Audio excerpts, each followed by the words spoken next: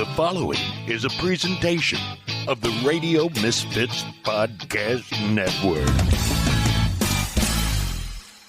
From the birthplace of modern winemaking, Sonoma, California, welcome to The Winemakers. Local experts Sam Couturi, Bart Hansen, and Brian Casey, along with host John Myers, invite you to listen in as they discuss all facets of winemaking. So sit back, pour yourself a glass, and let's hear what the guys have to say this week. Oh, there you go.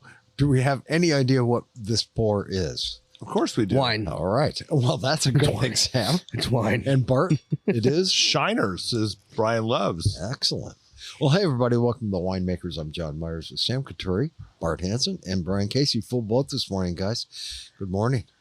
Good morning. Good morning. John. Good day. Mid-harvest update. Hey, this is John's shining moment. Go ahead. How's that? You get to ask how's things going out in the vineyard. How are things going out in the vineyard? There we go. The end is near. The end is in sight. The end is in sight. There's light at the end of the tunnel. Do you have a signboard that you're wearing? The Yeah. end is near. Just the signboard. Lost everything else. Right, exactly. There's nothing on the signboard. Nothing on the signboard. Just the signboard. Yeah, we're picking Grenache, Auditet next week. Cabernet. Now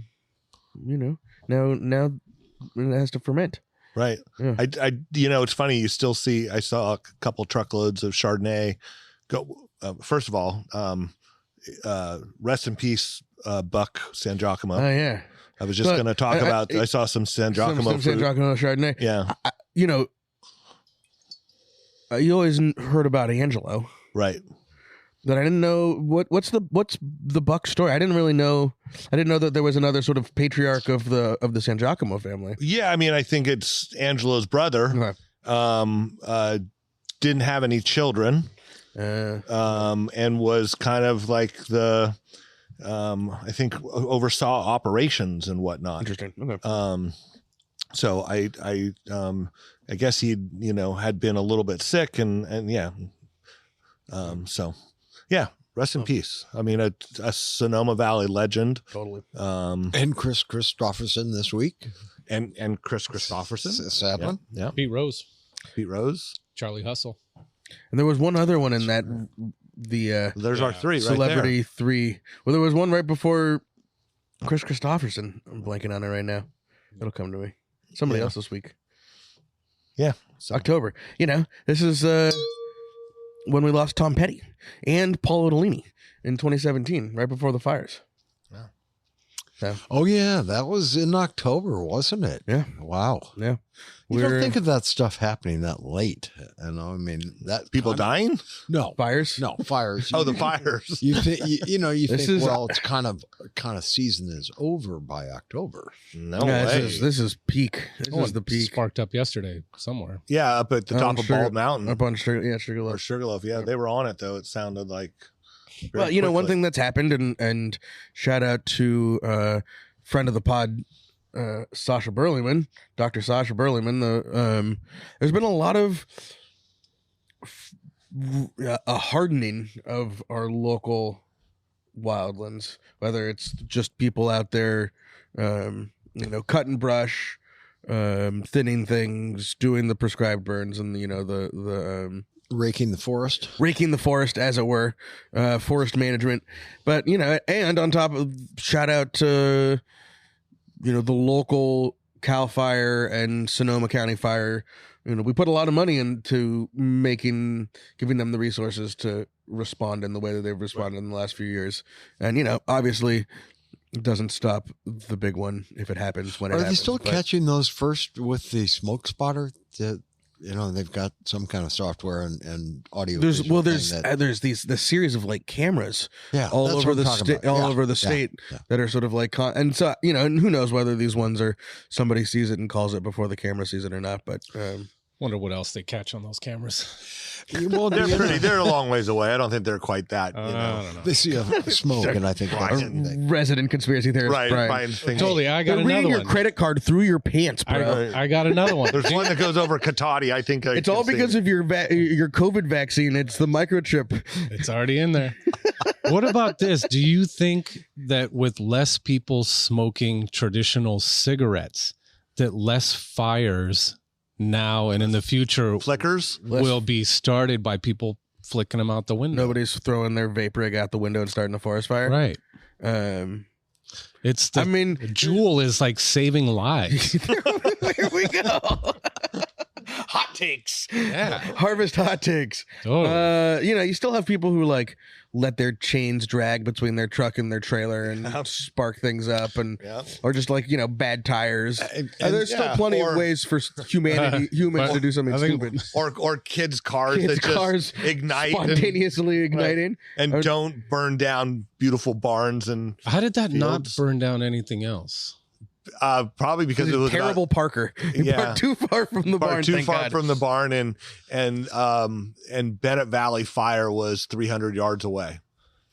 Oh, it was like right on Bennett Valley Road. Yeah, but it was fully engulfed when they got there. So It's for you people listening, our son Dane had a little problem with his car, and he pulled over. He was going to his friend's house. He pulled over his car, parked it. We were going to deal with it in the morning, think it was something with steering or a flat tire or something.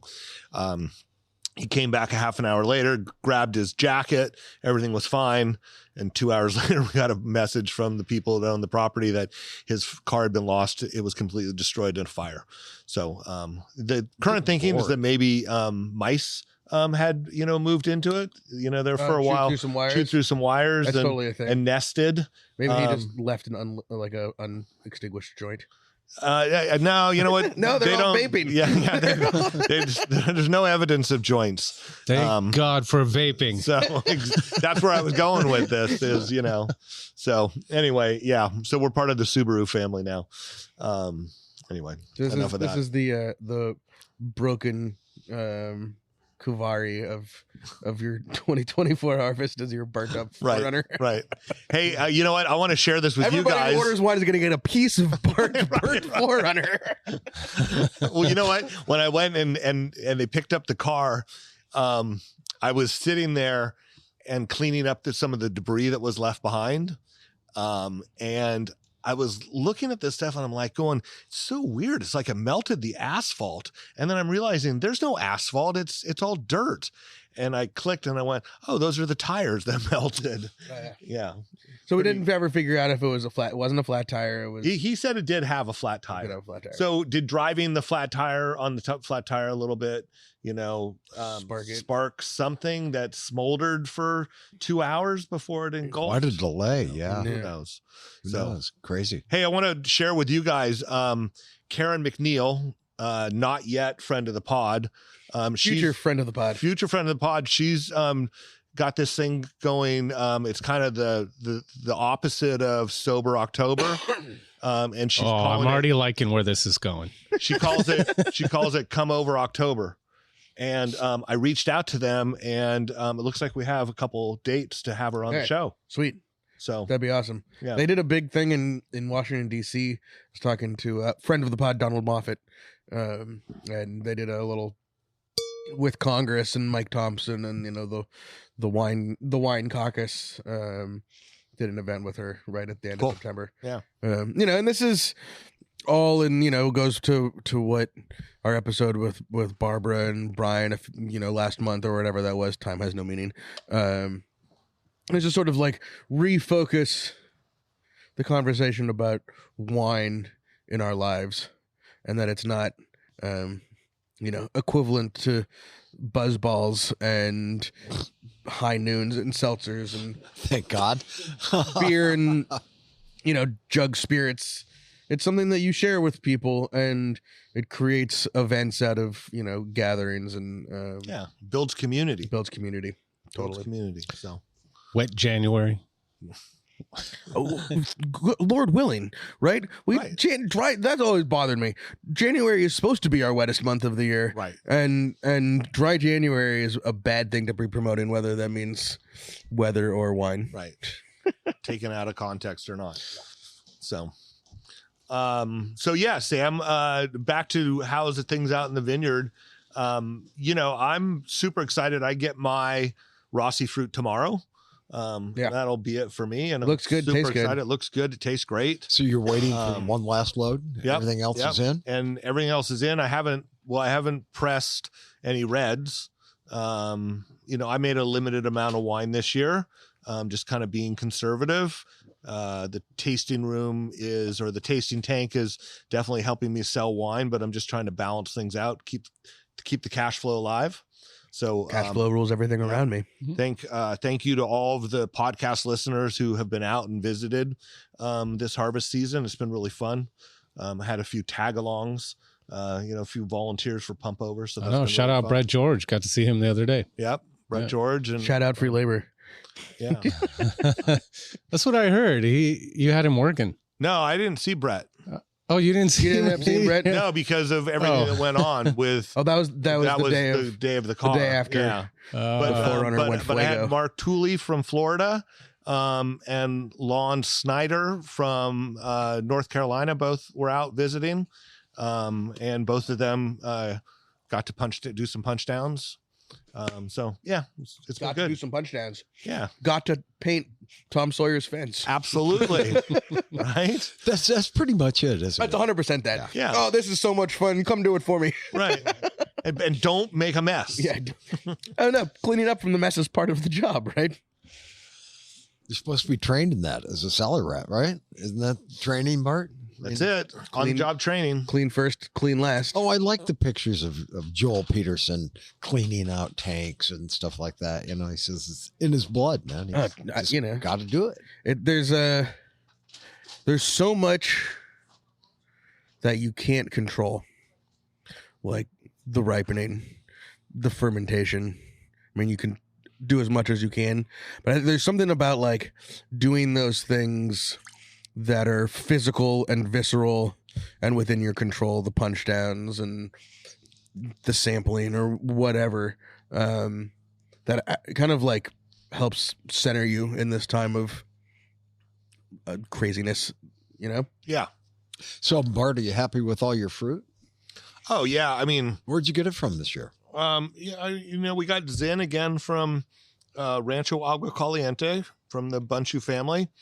That is about dry and ready to press. We picked up a little Cabernet from a Moon Mountain vineyard by the name of Montecillo, which is an old connection for me. Just this place we've talked about before, maybe. Yeah.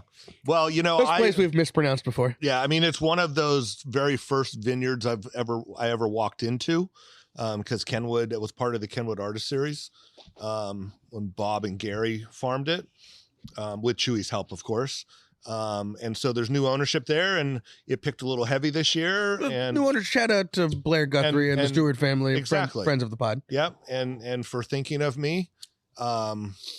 And then we got our Petite Syrah, which we're making rosé from Dam and Catherine. Are you going to do Petit Syrah Rosé again? Yep. Cool. So fermented in a tank, and That that's stuff's roaring delicious. along. And now the Rossi fruit. Are you doing Shannon? I'm still looking for a source of Chenin Blanc. Just haven't ever since rest in peace, Buddha's Dharma. Is it gone? I mean, it just was left to go dormant. I mean, just left to back to the earth. Right. So I haven't been up there to look at it or anything, but nobody's getting any fruit off of it. And so I'm still looking for a source. So we'll see. We'll get back to it. Sam, how about you guys? I was trying to count the other day how many different lots we have going right now. And I think it might be 18, 17. We got, all the things that you'd expect. Estate Zin, Dos Limones Syrah, brought in some Rossi's in yesterday, Homage Blanc yesterday, Viognier the beginning of the month. some new things added to the lineup. We did a barrel of Liquid Sky in 2021. What grape from there? Cabernet. Okay. So that's what we did. We made 150 magnums of Liquid Sky Cabernet. That sounds delicious. It's epic. And now we got 5 tons. What? Wow, overnight. It's basically overnight. The proprietor of the Liquid Sky brand decided in August that he no longer wanted to make wine, he lives in New Zealand and is a software billionaire, who knows. So that's like, it was an easy decision for him, and apparently such an easy decision despite the fact that he had already purchased barrels and prepaid for his crush fee at a custom crush facility and paid his winemaker, Tim Milos, future friend of the pod. In walks Sam. And in walks Phil to cut a deal as only an old Italian can. And we have, I've never even seen it, this fermenter somewhere at Sugarloaf with. So it's been picked. It was picked early last week. And so it's been picked. It's either started to ferment. It's probably fermenting. Yeah. And it's just like, I wouldn't know where to go if I walked in there. Should I call Blair and have him check in on your? Yeah, maybe Hardy and gonna go find Tim and tell me what's going on. So that's new. We did make a Merlot. There's a little bit of Cabernet. We made Merlot from Barisha. Right. Now, is this your first time on Merlot? This is like I've tasted more Merlot in the last month tasting this tank and fermentation than maybe I've consumed in my entire life. There was some Merlot up on the for sale that was pretty compelling, that it was very difficult not to say, "Oh, I'll take a ton of that." You should have. I know, but I stuck with my plan, and so anyway. Stupid plans. Yeah, I know. Plan B. The Merlot is delicious. I'm excited about it.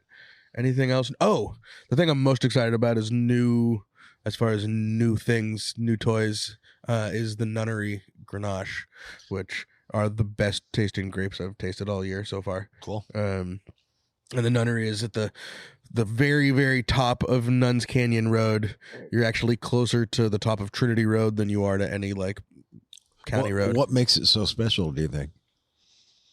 The ghost of Margaret Lindholm. Yeah, for sure. It's one. I mean, it's a, one of those places that just has some soul power. Yeah, some soul. Being super remote. Classic Moon Mountain District, sort of northern end of Moon Mountain District soils. A little just the block itself. Is this sort of beautiful terraced block, cascading down to the bottom of the vineyard, and it tasted good. A couple rows of Mourvedre at the very top of it, and yeah, it's. I think there was fruit off of it last year, but maybe it didn't get sold. It was first fruit last year, so this is it's young vineyard, young vines, but super excited about that. Muchas Piedras is in. How's Oakville? Oakville is Monday. Oakville will be next week. I went and tasted it, frankly, in the peak of this heat wave at the beginning of the week. And 10 o'clock in the morning, it was 90 degrees up there. But it wasn't ripe. It didn't have flavor yet. And sort of this heat wave, and then a little bit of backing off of the heat wave, whether that's real or just imagined, seems to have sort of brought flavor where it wasn't quite there yet. Well, let's talk about the weather. Yeah, it is interesting. I had the same feeling at Rossi, where I was going through, and the Mourvedre definitely had flavor earlier, and the Grenache just didn't have much of anything, and the skins were super tannic. Yeah. And no suppleness to the skins at all. Right. You could barely break them down in your teeth. Yeah, certainly couldn't get them off the seeds. And then all of a sudden, the third time after that, all of a sudden it started to kind of come around. So yeah. And so that just takes time, right? Well, so the heat helped last week a lot then. I mean, it's hard over to 90. say It that hasn't been like in the hundreds again. So. no, we had a couple days there this week. Really? Beginning of the week, it was, and especially at like the top of the mountain, where it didn't get below 80 for a couple of those nights. So it's hard to say that it helped anything, except for that it did sort of like was the trigger to the vines that is now it's time. It's post equinox. The days are shorter. It's definitely changing. And that's what the vines sense, that change in the light and change in the weather, even if it's hot. Well, everything is. I mean, you go by, the vineyards turning color, and the trees are, and everything at our house is looking like fall. Fall, feeling like fall. Absolutely, yeah. Other than the fact it's been hot as Other than hell. it's 102. Yeah. So. Isn't it supposed to rain next week? There is a 50% chance of some rain by the end of next week. That'd be amazing. And that's a classic way to end the harvest. Right. When I sort of feel like until this week, a lot of the winemakers that I was talking to, or people that we, supply grapes to, we're kind of waiting for something to happen. Right. And this week was something happening. Right. It finally happened, and now it's been a mad dash, scramble all week. So really for a week and a half. When does storage poke up its ugly head? I mean, lack of space. You could ask Jack Sporer over at Magnolia, and it was a week ago. I mean, it's just you're waiting for stuff that was picked in early and mid-September to go dry, so you can press the tanks out and fill them back up, or get close enough to dry that you feel comfortable pressing the tanks out. I mean, that's kind of where we're at. It also seemed like a few people that I talked to, things picked heavy. So if you were buying blocks, you kind of had to scramble because your 12 tons was 14. And I think that might have also been a little bit of farmers with unsold grapes. I mean, I'd like to think these guys are actually out there paying attention, but yeah, I mean, sure. Right. How does that work when the harvest gets a little compacted, and let's say you want to pick on Wednesday, but you're using a crush pad facility, and they're like, well, we don't really have space for you until Friday. I mean, it becomes this sort of relationships and negotiations. Exactly. Logistical juggle. You talk to Isabel on a lot of stuff that Isabel and just getting picked in France. If there's not room, they are comfortable putting it in cold storage for a couple days. Huh. And I don't think we've done that in the past. Maybe we did it with like a bin or two this year, but it definitely happens where you pick grapes and for one of two reasons. One, there's not a spot for it or not time to get it processed that day. Or two, and this has definitely happened in this last week and a half or so, that even though you picked early in the morning or started at night, by the time you brought the fruit into the winery, it was hot. You think about grapes sitting in a vineyard in the sun, absorbing all that sunlight, heating up. So you take them and you stick them in the barrel room overnight and process it the next day, so it kind of cools down. Yeah, and remember that sort of thing works fine in like half-ton bins that aren't hand-picked, that aren't, that don't drive 100 miles down the road where they're creating juice, because there's no doubt in those big valley bins that hold 2.5 tons and you have to drive an hour with them down the highway, like those fruit on the bottom is getting broken down. Yeah. The juice is starting to oxidize. The fermentation is starting to kick in already. So that's when it can be problematic for that sort of thing. That's when you need to process. But in the case of what Sam's talking about, like, what's the limit on cold storage day-wise? Probably 48 hours. Probably the most I'd want to push it. Yeah, because at that point, stuff's going to start happening. Yeah. Fruit flies are fruit flies, and microbiological things. Unless you're intending to do some sort of accidental carbonic fermentation. Or leave it out with some ripasso hang it up on exactly. Do beams of the ceiling or do something. some Randall Graham with it and dry out some Grenache. Yeah, remember that a few years ago? Yeah. He posted The that. language of yes. Yeah, they It's picked the fucking grapes delicious, and though. then left them. It's sit out epic, there. and it's Yeah. also the things that you can do when you're have some giant conglomerate behind you Well, for right. financing it, right? And was Makes that it a lot like, easier to make that decision. right? And was that a half a ton of fruit in a Just enough for- 40-ton vineyard? Just Yeah, enough exactly. for the gram. Just enough for Instagram. The Randall Graham. Bart, that Shiner is delicious. Thanks, John. That Beautiful. first one was the 21 Rancho Aguacalientes in, and the other one is the 21 Moon Mountain District Los Chamazals in. 21 was a pretty warm year for both these things, and so these will get labeled here in the next couple weeks, and will be my fall release. Excellent. Did you open up that like 98 Chamazal I did. Zin that I gave you? Yeah, Was it Yeah. still alive? yeah, it was. Okay. I mean, it was definitely, faded fruit, but still very much alive and really pretty aromatics about an hour into it. And then it Wow. just kind of faded. Right. So, What was the you would producer? Was it understand. Haywood? It was Haywood. Yeah. Yeah. So What are the last grapes to come in this year then? I mean, who's leaving it hanging? Maybe it hasn't developed yet. Don't like leave me the hanging, Grenache. man. Well, I think there's going to be a lot left hanging. Period. I mean, Although I did see that they picked the vineyard out in front of BR Cone, which I was curious what was going to happen or not. Well, now it's owned by the Tennessee. Is- Texas. But has all that gone through? Yeah, in yeah. bankruptcy. I think it just got approved like yeah, 4 or 5 days ago or something. Texas auto wrecking yard owners, which is it's a bummer for them. Well, it's a bummer for them that's how they're being presented, right? Like Totally. It's obviously someone who's got a fat bank account, and maybe they're going to come in and do a really good job. Come on, Sam. I'm trying. Sanford and Son coming to pick the grapes. I'm here with you. I mean, But to answer your question, John, it'll be Grenache, I think. It'll either be Grenache or Simon's Cabernet down there in that hole. Yeah, for us. But in general, John, it's Cabernet Grenache. It's interesting. I heard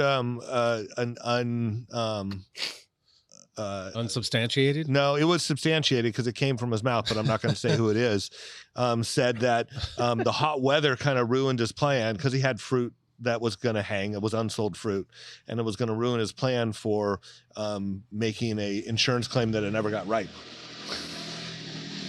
So, I mean, that is another thing that growers do have, is they do have crop insurance, and I think it's probably a very limited amount of things that they can claim on it. Yeah, and how much money you actually get for it. Right.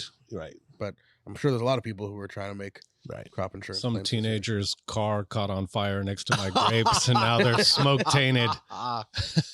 Whatever. Yeah, the vineyard that it was parked next to, it had all been picked. I'm full of fortunately. conspiracies. I saw that Steve Law had most of his in. It looked like he had a bumper crop this year from all of his vineyards. Yeah, Steve is done. I just saw him. He's happy with everything. It's there was some stuff that was a little riper than what would be typically. Oh, for him. Steve, yeah. So I'm sure he'll make the best of it. Well, I think there's a lot of people in that boat. I know of Sure. friends of the pod who own a large vineyard in the Central Corridor who had Cabernet that they thought was sold and then wasn't sold, and then picked it way riper than they picked for themselves. And it's now they're making it. Who knows? Yeah. Oh, I was going to say Snoop Dogg's in the market. Snoop Dogg? For some ripe 19 crimes. 19 crimes. Good year for 19 crimes. Snoop Dogg is everywhere these days, man. It's crazy. Well, I mean, he has taken over The media. It's great. The- From the Olympics, I think he really came out there. Well, Wow. hey, now listen. That was all.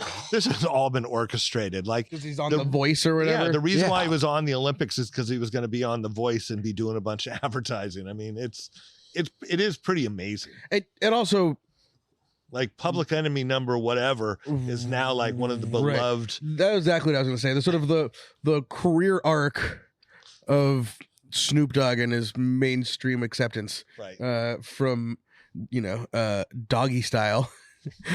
The sizzle, first baby. and only music that my parents ever took away from me on cassette, to Olympic correspondent is a What are you? stranger than fiction. God bless him. It's a Snoop big Dogg. deal. So, all Sit down. right. Yeah. Well, come on in. Sam, Bart. Okay. Have you gotten any sleep in the last month, Casey? In the past week, yes. Okay. Before that, Casey Barton, no. viticul. What's your title over there in Bedrock University? Viticulturist. Viticulturist. Yeah. So this will be a good reality check. Yep. What was the first day you guys got grapes?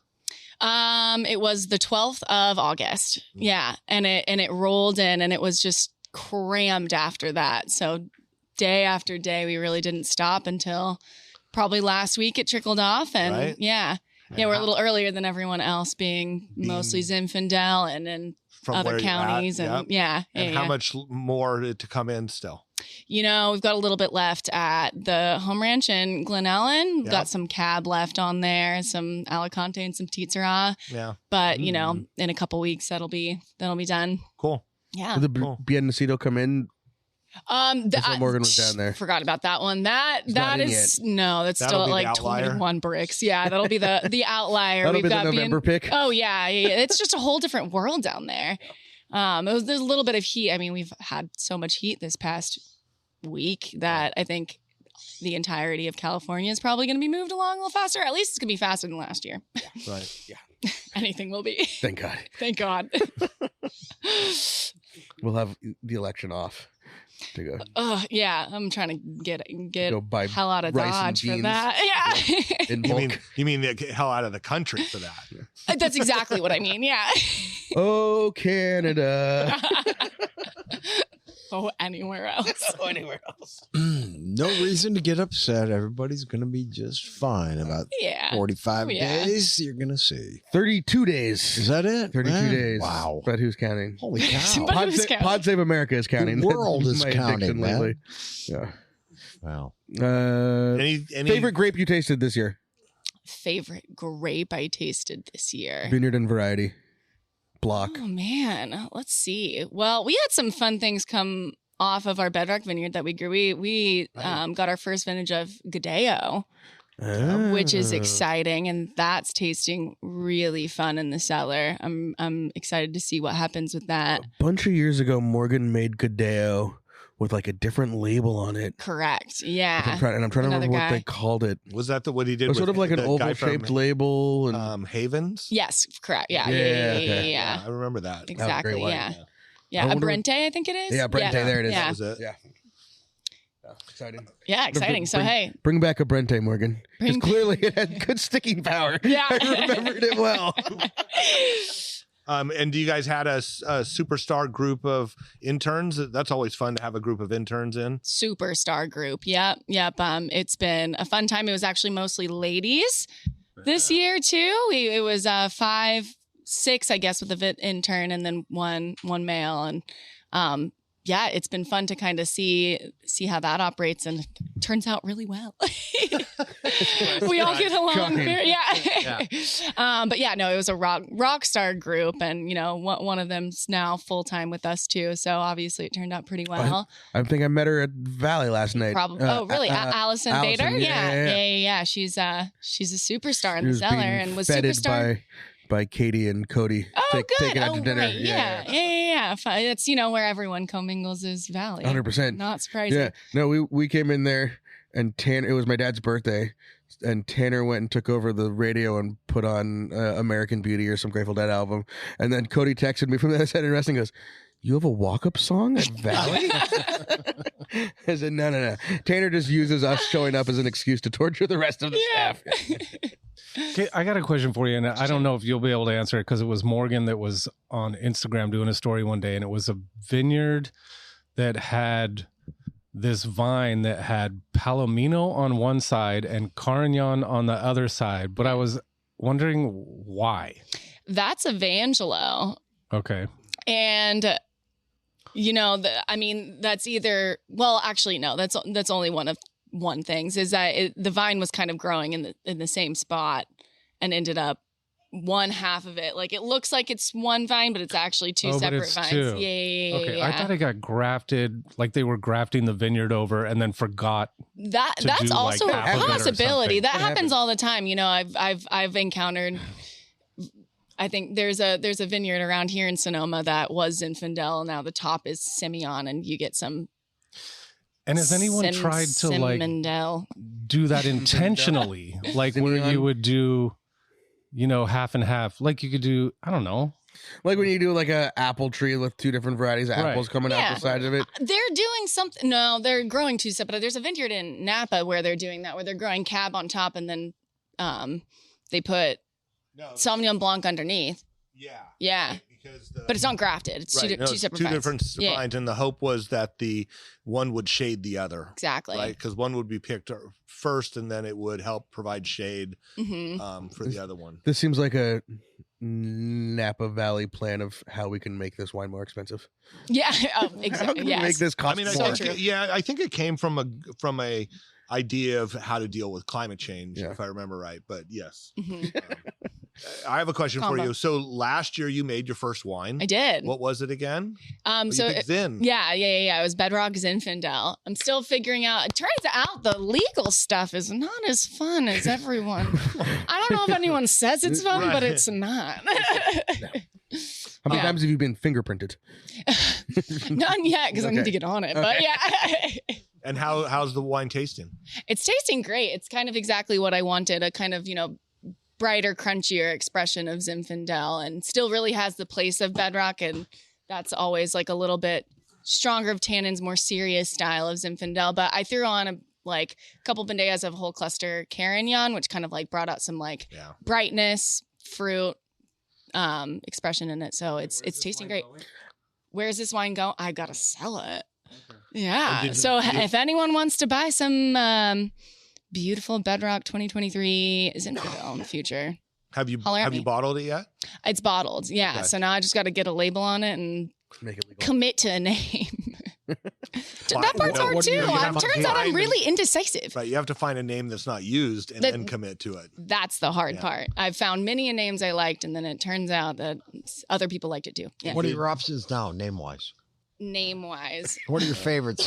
That's all top secret, I'm sure. The short list. Well, there's one that I like, and I'm trying to figure out how to make a play on words with it. So if anyone's got an idea, but there's this term called biophilia, and it sounds too kind of predatory and weird, but it's a term that basically is about the innate draw for humans to connect with nature, and the like kind of natural draw we have to be part of the natural world. And so I've thought about like biophilia or something. BYE. Well, there is topophilia. By Felicia. Yeah. Hey, I mean, that's. There we go. Wheels are turning. First one's free, Casey. First one's free. Love it. Yeah. There's been some other names that I was into that I've forgotten. So clearly we're not as top of mind. We're not as far down. What have you been busy in the last couple of weeks? A little bit. Yeah. Just, you know. Okay. Driving around state. How many miles from did you put on whatever truck you're driving from August 12th to today? I should have counted, but it's got to be at least 5,000. Yeah. Maybe more. Yeah, a lot. It's back and forth. And the farthest away you went from Bedrock Winery. Bedrock Winery this year was, let's see, what was the furthest I went? It was actually a bit shorter of a year. It was kind of, we weren't getting as much fruit from Santa Barbara this year, so we haven't really been quite down there. Up to Amador. Okay. Up to Amador is probably the furthest, but a lot of back and forth from Lodi. Right. Best tacos of the year? Best tacos of the year. Or any other road trip food of the year? That's a good Tough questions here on the Winemakers podcast. Yeah, Hard-hitting I know. interview. Hard-hitting Thank God you walked question. And she had so much preparation from walking over to Pete's and getting intercepted. I was passing through and I was going to say hi to the lovely Anna. Yeah.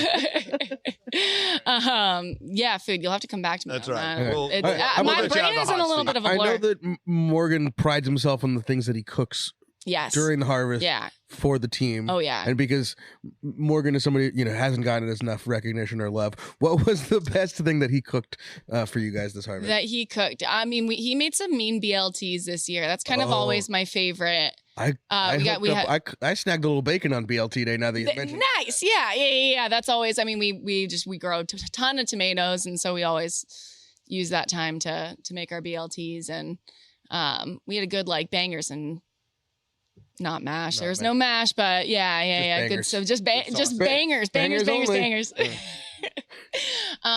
Yeah. So that's been good. I'm still waiting on the breakfast sandwich day.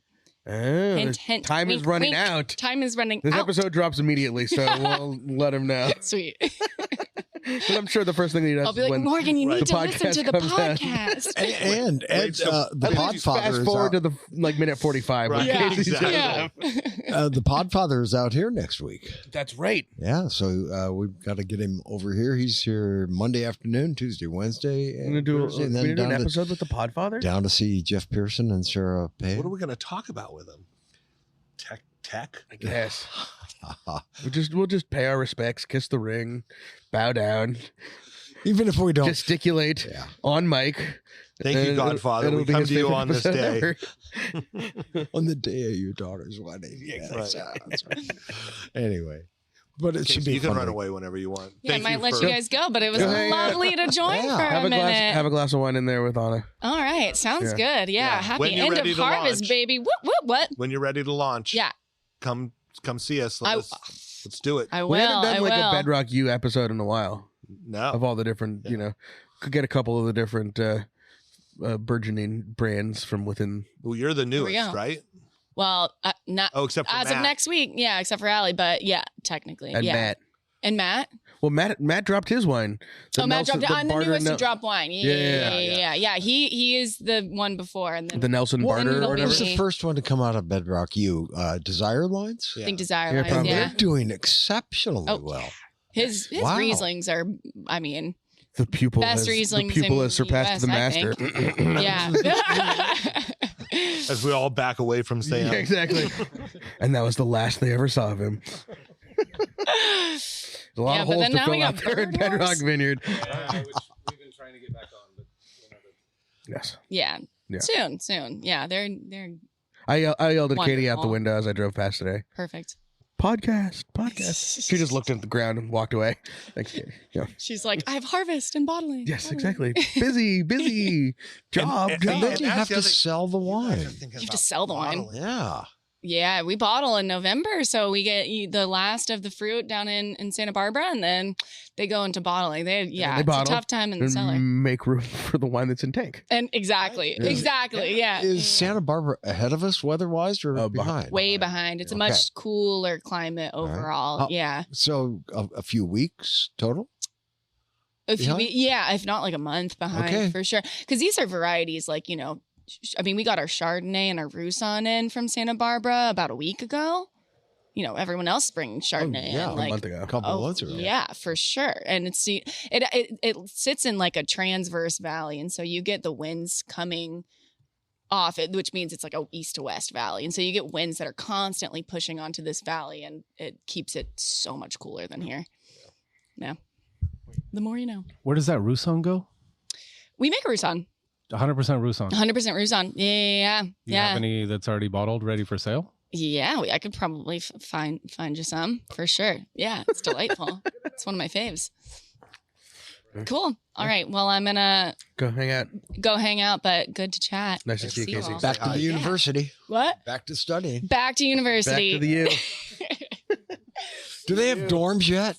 That's when they're done with the big barrels, they just pop the heads out and people sleep in them. I'd like to go to Bedrock U. Yeah, apply. Good luck. Do they have an old Maine building and tree lined sidewalks and things? Yeah, no. Yeah, no. Tree lined parking lot of the 8th Street wineries. There you go. I don't know if you guys talked about it. I was gone for a minute there. How did the last weekend go with the Vintage Fest? Vintage Festival was outstanding. I heard that the potatoes throw went very well. Salami throw. I didn't make it out there for a salami. There was no water fight. Really disappointing. What happened there? Well, there was a memorial for a fallen firefighter over in Petaluma. And then there were firemen all over the state. Yeah. And Busy. there just wasn't people to do it. So they said they had to drop out for it. But the daytime festival was very good. At our harvest dinner at Gunlock Bundshoe, it was an incredible night once the sun went down over the hill, which was perfectly timed. Almost like they'd done it before. And we raised $150,000 for local charities. Nice. Which the Great. number one for that is the Sonoma Community Health Center. So that was awesome. And then the Vintage Festival tasting, the grand tasting on Saturday night was sold out a long time ago and Were you pouring? successful. Yeah. So you got to see Rob Was it Wildman? Rob was there. Yeah, there Yeah. was a number of people Yeah. from the podcast there. Great music.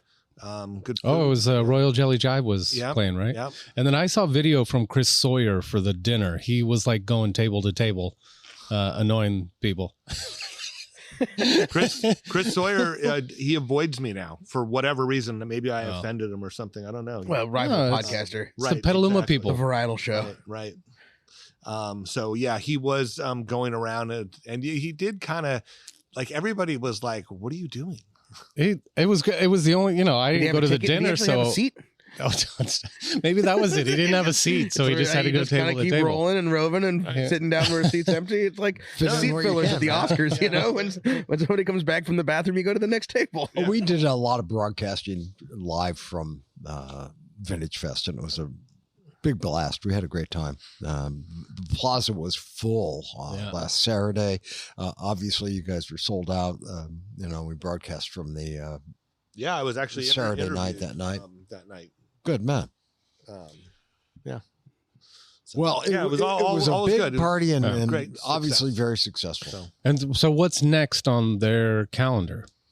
Like this was kind of like the big deal for the year, this is the right? big deal for the year. What we're trying to figure out, and what the organization is doing right now, is they're trying to figure out a way to make it so small wineries that maybe only make one wine in Sonoma Valley can be part of it. Right. By doing that, maybe we can also help them buy some grapes from some growers in the valley that are selling it outside. Jeff Bundshoe had a little speech that was kind of a little bit of a call to action for Sonoma Valley, for quality. Yeah.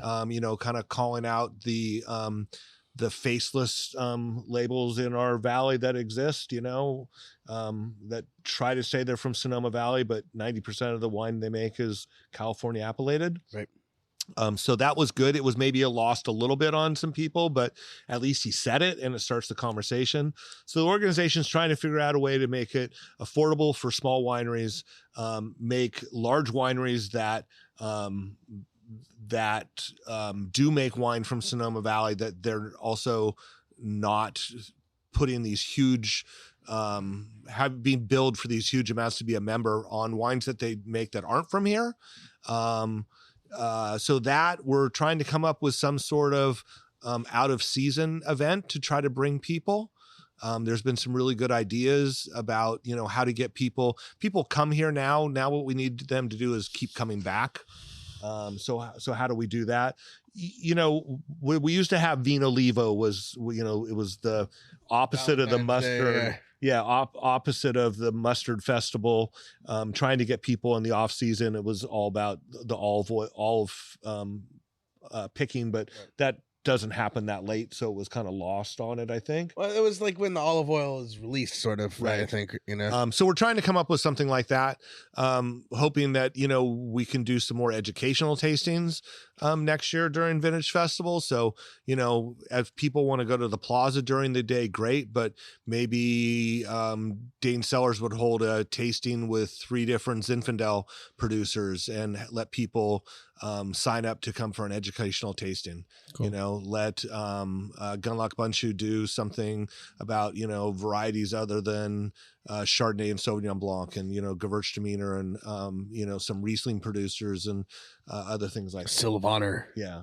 So that's the hope. I mean, we're trying to grow the organization in a constructive way that gives back to the community. And when I like the idea of having some of the larger producers give a little leg up to some of the smaller people, like, which I mean we kind of do on this show, is at least highlight them, or but to even give them a little space, or education. Why don't they or adopt one? Every big one adopts 2 or 3 small labels to promote. Well, yeah, adopt a pet. Yeah, well, basically, I guess.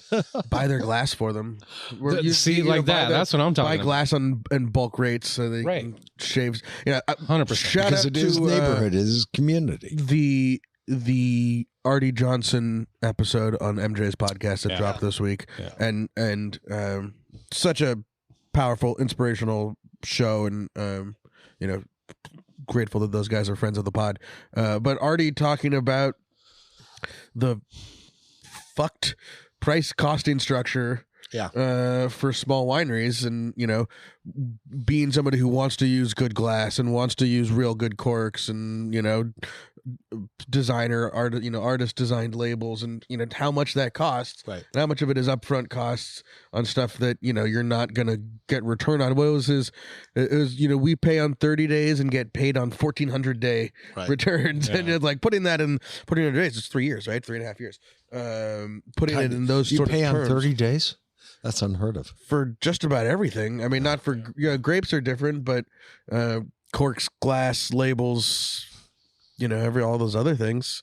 If not up front, and you're paying on, and even with grapes, you pay off grapes, and you get 6 months or whatever. But you're not going to sell that wine for 2 or 3 years. It is an inherently cash flow is king. Inherently, cash flow. Difficult, which is why your billionaires there was some group pricing on bottles that allowed small producers to get big producer pricing on glass that could make a huge difference in these things. A part of that conversation has to go along with people understanding that you don't need your own bottle. Like you don't need a unique bottle. You just need a bottle that evokes shout out Karen quality. McNamara. Yeah. Unfortunately, I don't think they're... she's been pretty quiet. Yeah, been pretty quiet.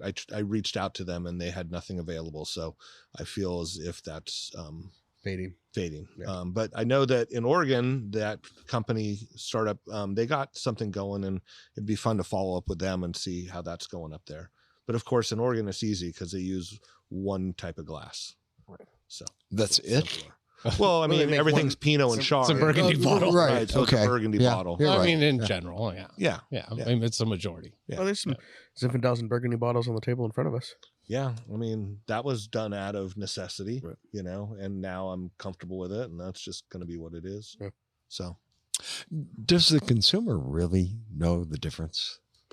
I mean, I just had some guests in town from Ohio, and that was the question they said to me. They said, is there a reason that you moved it from a Bordeaux bottle to a Burgundy bottle in the Zin? And I told them the story, and I said, what do you guys think? And they asked if there was a reason that wineries, why does Bordeaux use that shaped bottle, and other than tradition, and about the only thing I could come up with is that maybe it was just tradition, because I know when you decant a Bordeaux bottle, they put the light or the candle underneath right at the shoulder, and hoping to catch stuff.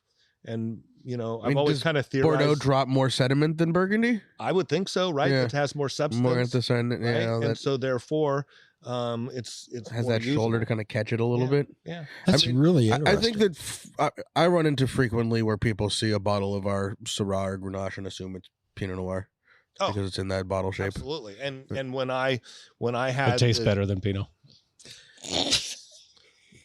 You're already on record, quoted in the Wine Business Monthly as Pinot Noir is what Grenache Coming is for what ya, Pinot Noir Pinot. wants to be when it grows up. So, one day I would like to have another Pinot Noir producer on the show, so I'm not going to shit on this variety all the time, just occasionally. And I think it has something to do with shape of glass too. When you think of Burgundy bottle, Burgundy glass, Bordeaux bottle, Bordeaux glass. Oh, What you're drinking out of it.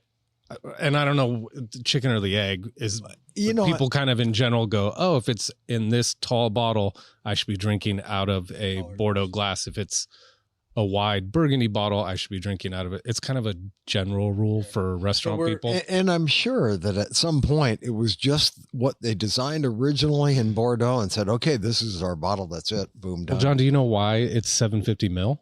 Why? Yeah. Why? Do you know why it is No, that size? I don't. And this is legend, but it's because it is one breath of a glass blower. Aha. So you Let can that do sink this in. in one blow. Yeah, how much you could do. We've either talked about it. We don't know here, if it's I've true heard or the not, same. but I love telling people that. Unfortunately, Michael Phelps wasn't. And I'm We'd all wondering, be drinking out of We'd all be drinking out of Magnums Magnums. only. Magnums only. and you think about it, how much variation was there back then too? There was a lot. I mean, Everyone had to be different. What's the producer in Chateauneuf that has the sort of like as a Jardine or something like that has the totally like weird oblong shaped wine bottles?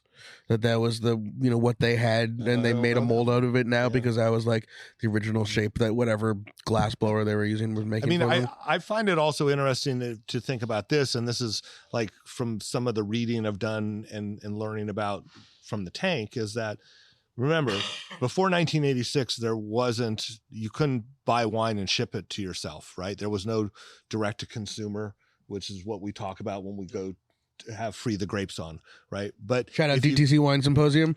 I think the early bird pricing's over, but you should go out on the website and check. There you go. Come see us in January. Nice plug. Such a professional. Well done. But the fact that, in the 1900s, wine wasn't put into fanciful bottles with labels and shipped to stores and bought. You sent a barrel to a merchant in the big city, and then people brought in their own vessels and they were filled and people took them home. I still remember places in Paris tapping out of a big tub on top, and just filling in, whatever you take home. I thought you were going to say, I remember when I went to the store and filled up my jugs back in the day. There was some like accordion music playing, a little Beale Rose. But I mean, it's true. I mean, like, Woody Allen walked by with. but you didn't go and buy a case of wine.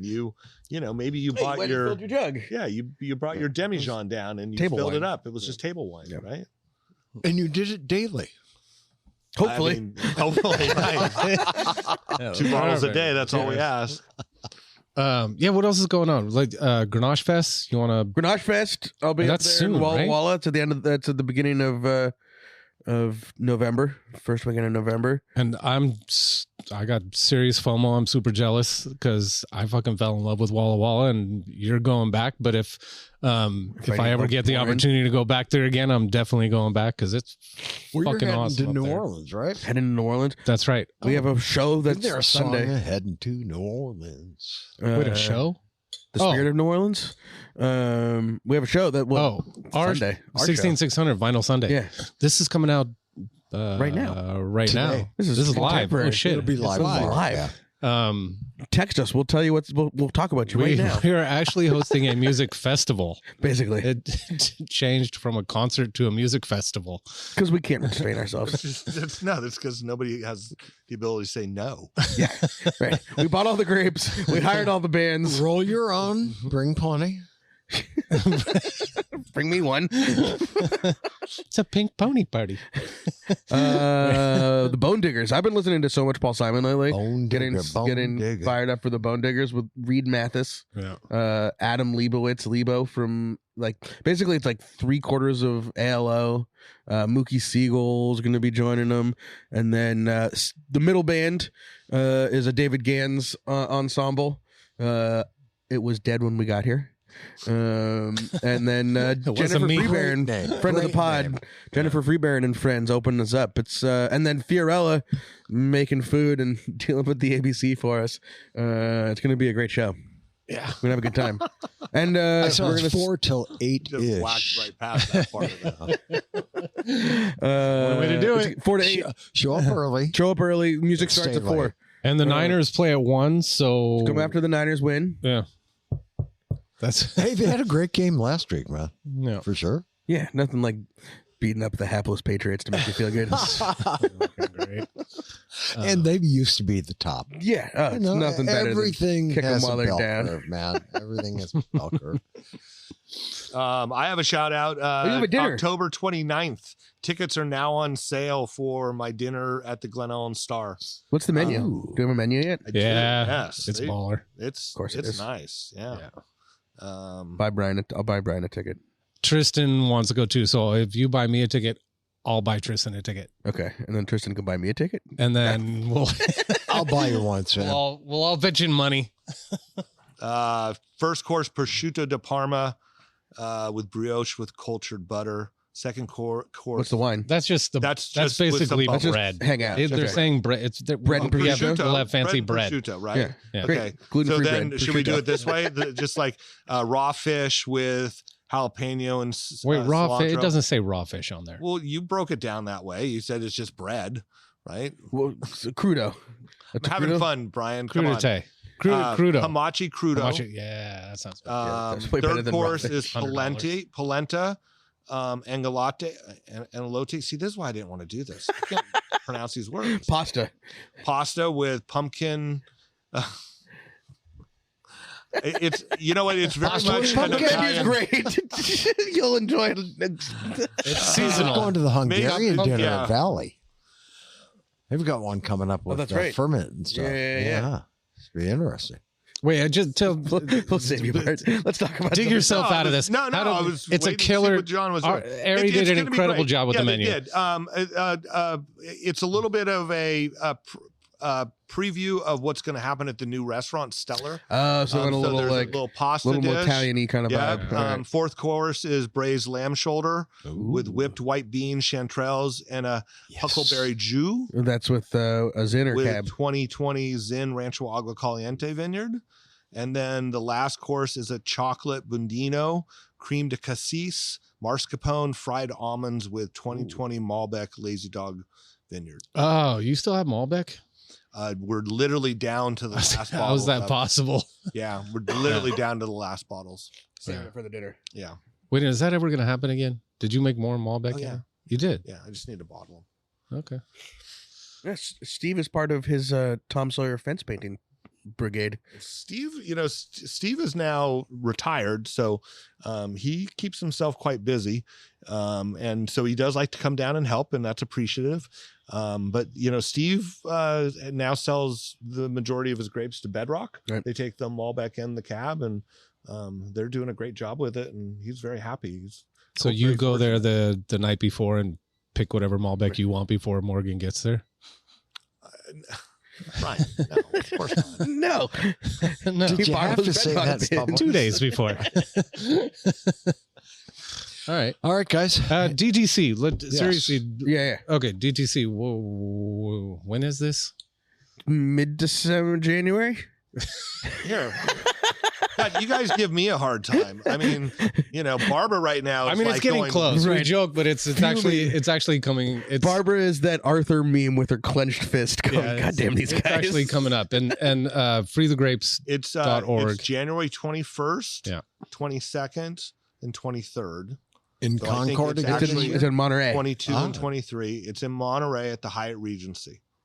And I mean, in all reality and seriousness for people that are in the wine industry, maybe one of the most important things you will go to, especially at the beginning. Small producers, medium-sized producers. 100%. The only way out of this is through it, and the only way through it is DTC. It's the future. Yeah, that's totally. it. 100%. It's reality. Yep. So get your tickets. We'll be podcasting from there with many of the keynote speakers, so that if you can't make it, you can kind of catch recaps on our show that will drop afterward. But maybe they'll put us on stage and hand us microphones. I highly doubt it. Early bird discount looks like it's still available. Look at us doing our research. $650 for an individual. If you have a group of 3 or more, it's $600. I know Karen McNeil is one of the speakers, so we'll be excited to have her on. She kicks it off, Yeah. So if you work at for a winery or a tasting room, go into your boss's office, tell them to get you a ticket. Take their American Express card. Exactly. Sign yourself up, and then ask for forgiveness later. Yeah, and it's much easier. You're gonna come back a better person. Yeah. Or at least you'll know more. Yeah. Morally, I don't know. Morally? How'd that come into it? I mean, we all have great morals around here. Anything else, guys? It's October. Come over. Have a glass of wine. Yeah. Enjoy. Come on out. Enjoy. Or invite us. Better yet, invite us over. We'll bring the wine. Right.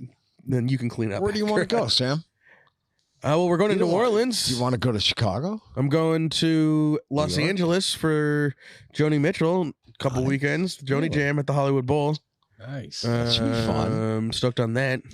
And go ahead. Sorry, did you miss Andre, or did you go? I missed Andre because it looks like he's coming back. He's coming back to the Fox. Yeah. I think tomorrow night. Okay. Yeah, I don't think I'm going. And while you're at the Hollywood Bowl, Terry Haggerty has the concession for weed at the bowl. At the bowl, that's official. I'll bowl with Terry Haggerty. Hagalicious. That's the only brand available. It is the official. The official weed of Hollywood Bowl. Yes, it is. Nice. They sell cannabis at the Hollywood Bowl. From what I understand, either that I will report back, or I will forget. It is what everybody gets upon entry. In terms. Welcome to the show. Here's free bag of weed. Free bag of weed. I wish. Can't wait for that to actually. Do you see California? I think is one step closer, if not approved, for sort of like Dutch style cannabis cafes, where you can go and have an espresso and a stroopwafel and a joint and get your day started the right way. It's breakfast of champions. Wake and bake. I was listening to another podcast the other day, and it was again one of these conversations about everything that's not right in the wine business. On the Vine Pair podcast. And it was really interesting. One of the things they were talking about is that of these studies coming out is that with the cannabis drinks, which I had no idea how high, huge dose it is. Oh yeah. But that one of the things they're finding is that people don't come home and open a bottle of wine on the weekend, during the week, because they'll come back and just have a cannabis drink. It's only one thing. It's like drinking a beer, and they wake up the next morning, they're ready to go. They feel fresh. Yeah. And I just I had no idea that the milligrams of how much the dose is on one of those things. They can be pretty strong. Yeah. Yeah. They come in little cans. Right. Like if gummies are $10 a dose, the can is 100 milligrams or something. It's crazy. I'll get some of those 100 milligram cans. Are we sponsoring that? Are they sponsoring us? If they aren't, they should be. If you're listening, it was just really interesting. We'll talk about it live on air. Yorma and Jack, if they'd like to sponsor it too. There we go. Yeah. If you don't know Yorma, you don't know Jack. I think we should end on a serious note though, which is just shout out and sending love and positive vibes to all those folks in North Carolina and Georgia and across that. It got nasty. It just got, and we know what it's like to be wiped off the map and everything left looking like an apocalyptic scene. And I guess Jasmine just texted me. We do have at least one member whose house that we were about to ship their wine to in North Carolina no longer exists. Wow. So it's we know it, we feel it. If you can go out and buy a bag of there's a great grits company out of Asheville. If you can go, you can find it on the store. I'm forgetting the name, but if you Google Asheville grits, that's one of the things that we were able to do in California is, support us by buying our wine during that time. And so anything that you can do to find ways to send money into that part of the world without going there and getting in the fucking way, former president. And it's not just Asheville, man. It's that whole stretch, the entire section really beautiful, is important part of the country. I mean, all my friends in Florida have 4 feet of water in their basement. Right. That's it. Or the condo John basement Daly's or house. whatever. John Daly's house gone somewhere on the coast of Florida. Yeah, friends who've lost everything. It's pretty amazing. That's Palmetto Farms. That's South Carolina. No, I'll find it and tweet it, thread it out wherever you put social. All right, I will go upload this to Ed, and we will be on tomorrow. I'm sure Saturday. So enjoy. Happy weekend, everybody. Yeah, enjoy. Thanks for listening, everybody. Subscribe, review, tell your friends, but only the cool ones. All righty.